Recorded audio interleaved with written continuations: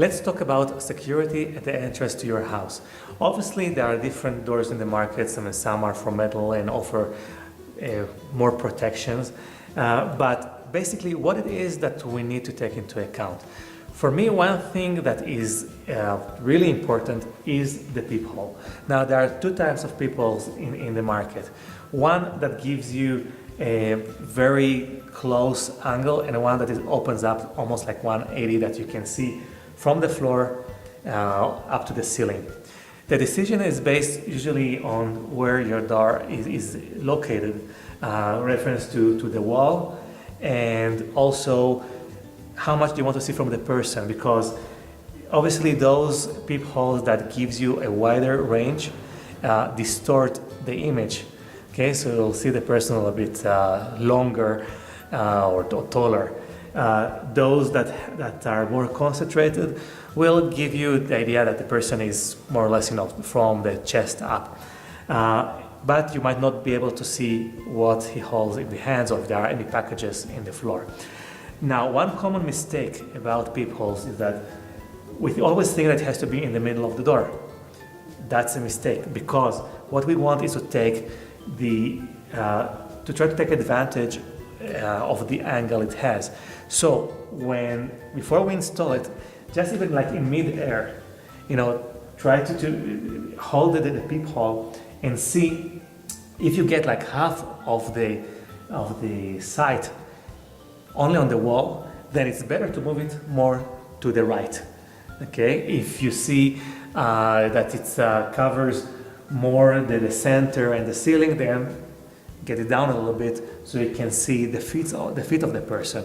Okay, so it doesn't have to be always aesthetically, in the center of the door, or also depending on your height, because you say, okay, this is my height, so I don't want to incline, I don't want to raise my feet to go there. It has to be strategically based, for your security, not for your comfort. Then, it's the essence of the locks. It's better not to have a handle here, okay, that to do it only with a key. There are several keys, some are biometric, some are, with code. They're not very expensive. It's good because, if you forget your keys, you have a better way of getting in. Some also give you a registry of who enters. But as for the safety, you can have, one single lock that is really strong, and that would be enough. Some people feel that they need to have several.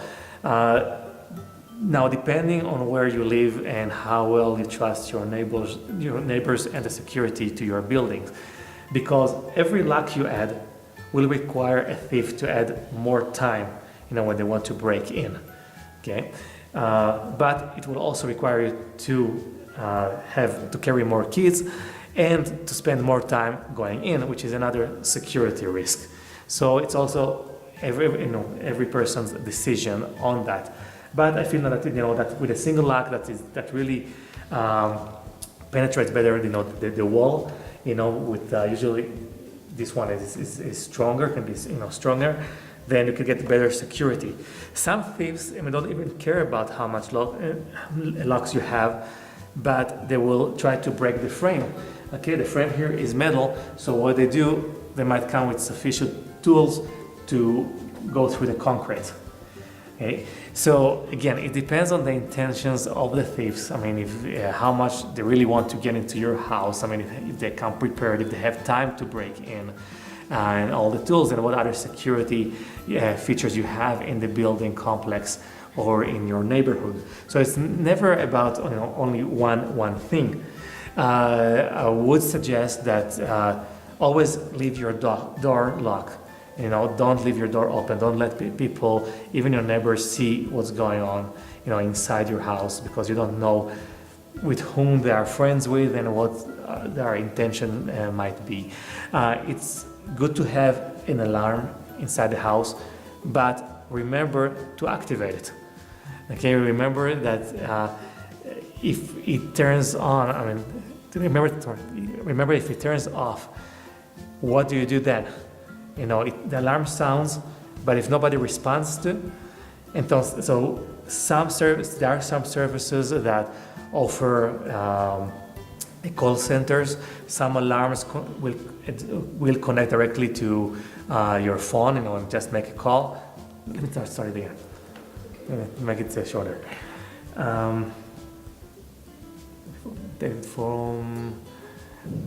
Okay.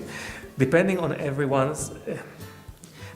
on each case, on each apartment, the place you live, sometimes it's good to add an alarm to your home. Some alarms can advise you on the phone that there was a break-in. Other alarms will connect to a call service, which in turn will send the police to investigate, and that will depend on you whether you trust them or not, or even if it is a private police service, security service. Then it's a question of whether you trust them or not to get to your apartment, before you and even, get in and investigate. So when you talk about security, it's first of all about the sensation of security that we have. Okay, whether you want 2 locks, 3 locks, even more, a stronger door, put an alarm in. It is good to have a sticker that says that you have an alarm, even if you don't have one.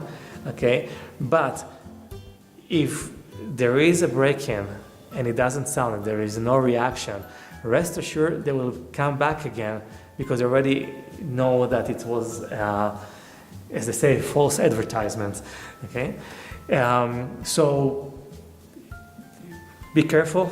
Okay, there are solutions in the market that are really accessible cost-wise, but most importantly, it has to make you feel confident about the way you live, even when you are, inside the apartment at night or alone.